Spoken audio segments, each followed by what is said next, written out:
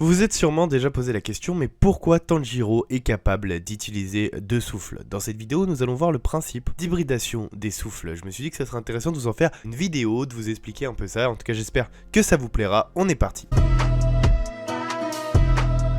Donc, comme vous le savez sûrement, les styles de souffle, tout simplement souffle, sont des styles de maniement de l'épée, pratiqués et enseignés par les pourfendeurs de démons. Donc ils sont basés sur la manière de respirer, et ils permettent quelque chose d'assez cool, c'est que leurs utilisateurs peuvent se battre à égalité avec les démons. Et ils sont généralement utilisés avec les épées du soleil, dont je vais parler dans une ancienne vidéo. Comme on le sait, ces souffles ils suivent un schéma respiratoire spécifique et concentré, qui augmente la capacité pulmonaire de l'utilisateur et la quantité d'oxygène dans le sang. Cette augmentation d'oxygène permet à l'utilisateur d'améliorer ses capacités physiques et sa concentration mentale, lui permettant de se battre, comme on l'a dit, à égalité avec les démons. Une respiration focalisée est également capable de coaguler les plaies causées par des blessures graves et de ralentir la circulation du poison dans le sang. On a vu ce phénomène la première fois dans le film avec Rengoku. Tous les styles de souffle qui sont connus actuellement, enseignés par les pourfendeurs de démons, sont dérivés du souffle du soleil, dont j'avais aussi parlé dans une ancienne vidéo qui est le premier souffle créé, tout simplement. Après avoir passé l'étape du souffle, arrive le souffle de concentration intégrale. C'est une application avancée du souffle et c'est une technique de respiration qui améliore les traits physiques, humains et mentaux à leur limite extrême. Il existe néanmoins encore une forme avancée,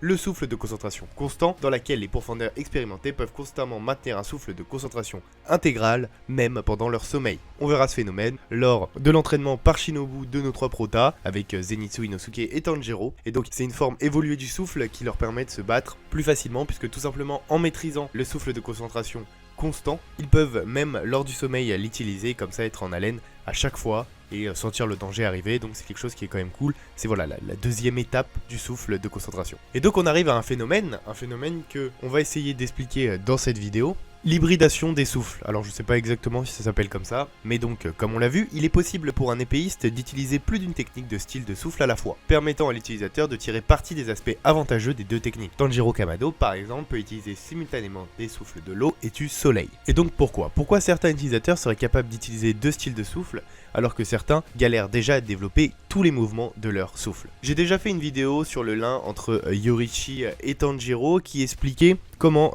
Tanjiro était capable d'utiliser le souffle du soleil. Dans cette vidéo, je revenais sur le passé des deux personnages et j'expliquais le lien entre les deux avec le descendant Sumiyoshi. Ici, je n'ai pas de réelle explication, ce que je veux dire par là, c'est que l'auteur ne l'a pas expliqué, ou alors je l'ai peut-être loupé, n'hésitez pas à me le dire en commentaire, mais j'ai sûrement une théorie qui me paraît pour moi très plausible. Donc si vous avez regardé ma vidéo, vous savez que ce qui lie Tanjiro et Yoriichi, c'est un descendant qui a pu assister à la danse du soleil de Tsukiguni, qui l'a retenu et a continué à la faire de génération en génération, et qui a permis à la famille Kamado de pouvoir utiliser le souffle du soleil. Le souffle du soleil, vous le savez sûrement, mais il est le souffle originel. Il a été utilisé par le premier pourfendeur de démons, donc Yoriichi Tsukiguni, et il sert de base aux autres souffles, donc ils sont dérivés de celui-ci. Donc en fait, je le redis pour ceux qui n'auraient pas vu la vidéo, mais nous avons le souffle du soleil. Ces étudiants à Yoriichi ont essayé d'apprendre ce souffle, mais ils n'ont pas réussi, et ils ont réussi à créer leur propre souffle dérivé du souffle du soleil parce qu'apparemment il était trop dur à apprendre. Sauf que dans le cas de Tanjiro, grâce à son ancêtre, la famille a pu réaliser parfaitement les 12 mouvements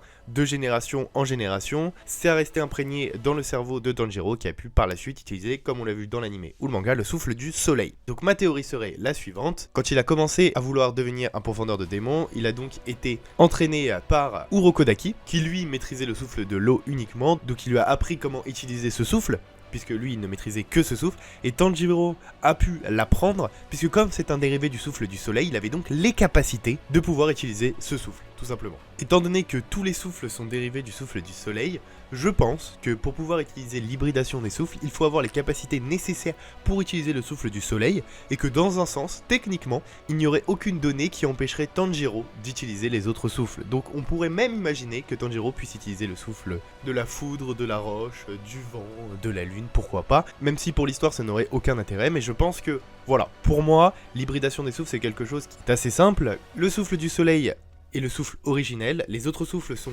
dérivés de ce souffle. Je vous remets le schéma avec le souffle du soleil en haut et tous les autres souffles qui dérivent. Et donc, si notre utilisateur a les capacités d'utiliser le souffle du soleil, là, ici la famille Kamado, eh ben, je ne vois pas pourquoi il ne pourrait pas utiliser le souffle de l'eau, de la flamme, de la lune, de la foudre, du roche, du vent, etc.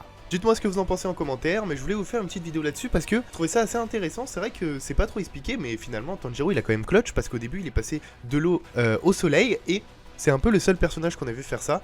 Donc voilà, dites-moi ce que vous pensez de ma théorie. Je pense que c'est ce qui est le plus plausible, hein, tout simplement.